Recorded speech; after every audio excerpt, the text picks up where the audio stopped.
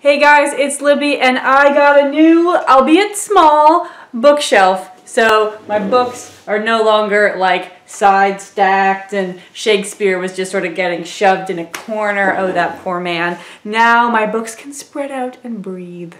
At least until I buy like another shelf and a half worth.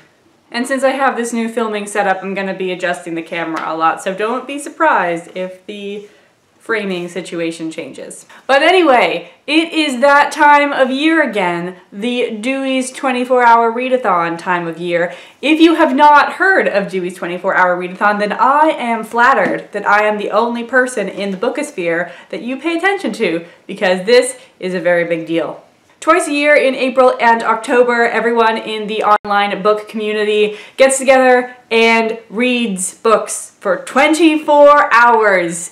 More or less. And then we also social media it. Social media is a verb now. The 24-hour readathon has a Goodreads group, a Twitter page, a website, an Instagram account, and I will leave links to all of these down below.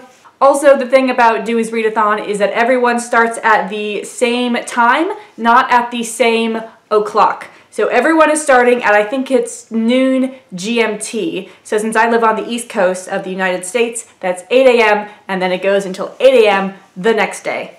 I will also leave a link to the page with all of the start and end times. But starting Saturday at 8 a.m., these are the books that I'm going to be reading. It's a bit ambitious. This is my third readathon. My first readathon, I read about 850 pages, but 200 of those pages were in a graphic novel, and that goes by really fast. And then last April, I read, I think, 700 pages. I have like 1,500 pages set up right now. So that's not gonna happen, but whatevs.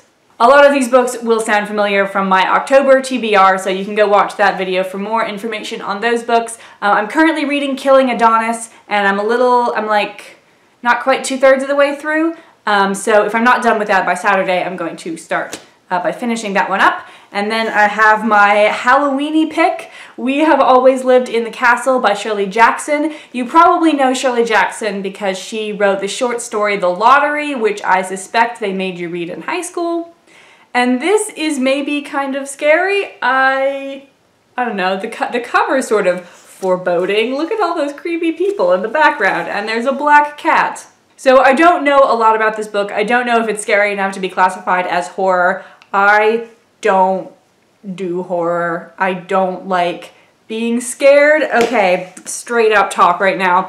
In like 6th grade, no, not even 6th grade, like 4th grade, they had a lady who was with the local library, I think, or maybe a publisher, come and talk to all the 4th graders about like books to like get us pumped up for reading. And so she would like give us some plot synopses from various books. And one of them was called The Skeleton Man. And she gave us the plot synopsis of that. And it terrified me. I would lie awake in bed thinking about this monster guy for months afterwards. And still, I'm 23 now, and I was, 8 when this happened, and I still think about that sometimes, and I'm like, oh crap, I hope nobody comes to eat me. So yeah, I don't do horror. It will mess me up for the rest of my life. So maybe I won't be able to get through We Have Always Lived in the Castle, but I think it's more gothic than horror,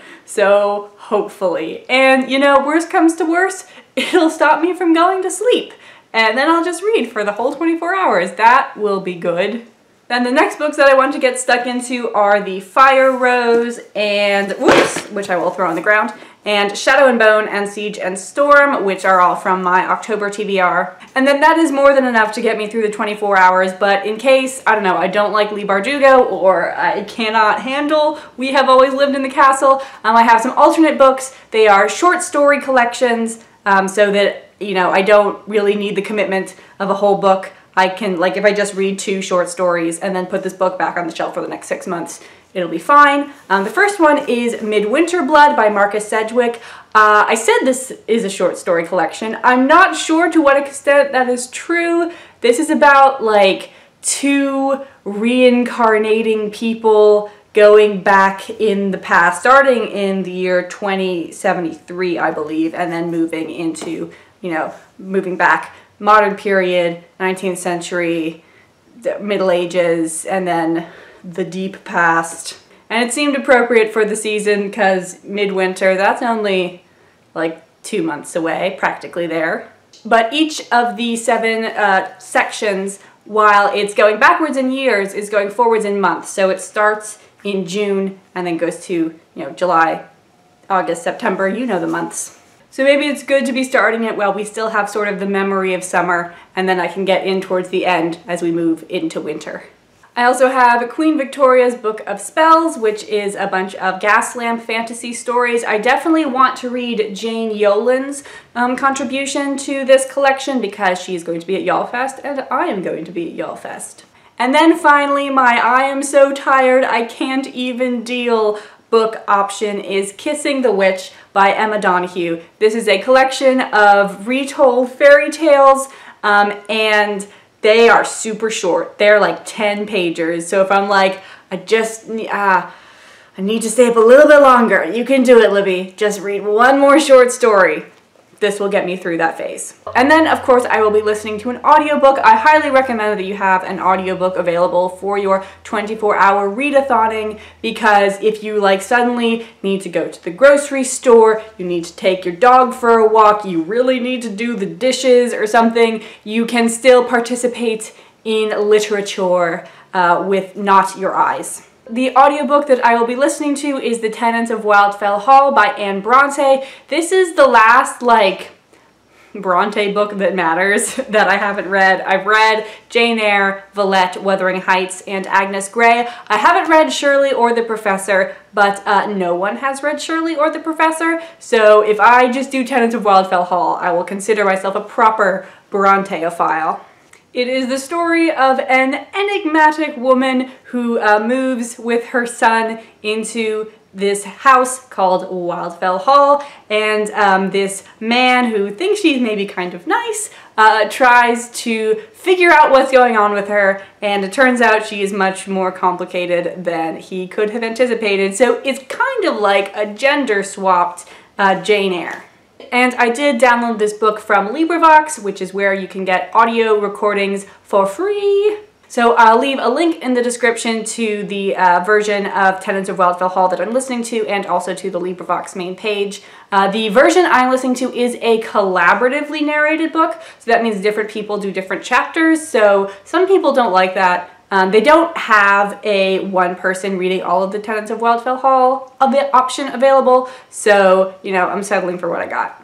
So there we have it. Next time you see me, it will be the vlog of the readathon day itself, and you can watch me slowly deteriorate, because I do not do well on no sleep. I do very poorly. So that should be entertaining for you all. I will see you then.